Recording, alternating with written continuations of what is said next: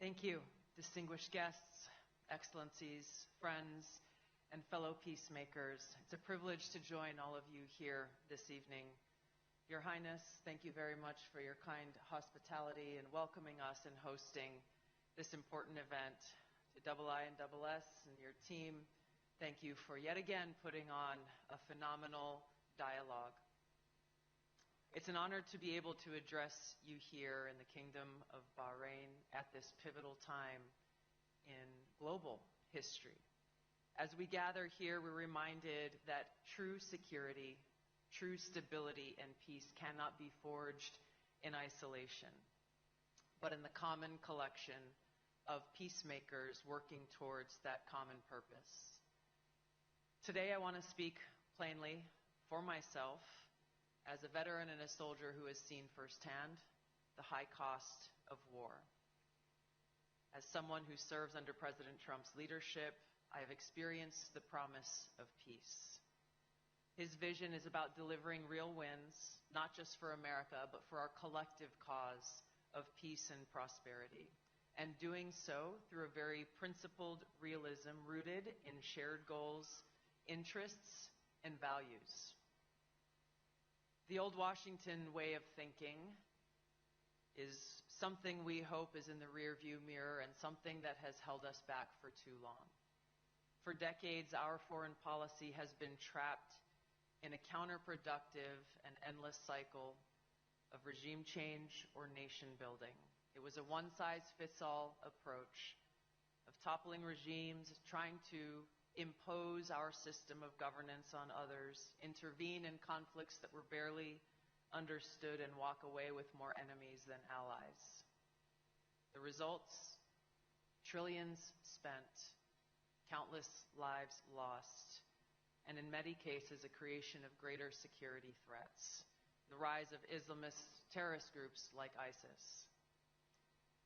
President Trump was elected by the American people to put an end to this. And from day one, he has showed a very different way to conduct foreign policy, one that is pragmatic, that is deal-driven, with a very realistic approach focused on protecting American security and prosperity while engaging with the world on terms that actually make sense. During his first term, the president brokered the Abraham Accords, this historic pact between Israel, the UAE, Bahrain, Morocco, and Sudan that came from staying laser-like focused on shared interests, economic prosperity, counterterrorism, technological innovation. These countries that had eyed each other perhaps warily at times for decades found common ground in trade routes, joint ventures, and a mutual stake in both regional and global stability. We've heard President Trump and Vice President Vance speak just last week about their hope that the Abraham Accords will continue to grow and expand to allow for a true lasting regional stability and peace. This is what President Trump's America First policy looks like in action, building peace through diplomacy with an understanding that there cannot be prosperity without peace. President Trump de-escalated tensions on the Korean Peninsula through direct talks during his first term in office. He opened lines of communication with North Korea that had been frozen for generations. He did what no other president had been willing to do, engage directly to speak about peace. He restored American leadership abroad. He brokered economic normalization between Serbia and Kosovo, promoting stability and peace in the Balkans regions. And now, just 9 months into his second term, President Trump's America First agenda is supercharging these efforts and securing peace on a scale that we haven't seen in decades. He secured ceasefires between India and Pakistan, Israel and Iran, a peace agreement between Rwanda and the DRC, a peace deal between Armenia and Azerbaijan, Cambodia and Thailand, and averted conflict between Egypt and Ethiopia over the Grand Ethiopian Renaissance Dam. As was mentioned previously and is very much in focus for so many of us, he negotiated the release of all living hostages from Hamas. While fragile, an historic ceasefire and peace plan is moving forward, it is doing so with integral support from many of our partners here in this room. So what ties all of this together? A simple and revolutionary idea. Pursue joint interests, find those win-win solutions where they align, and recognize that yes, we will have differences and we will work through them. President Trump understands that not everyone shares our exact values or our system of governance. That's okay.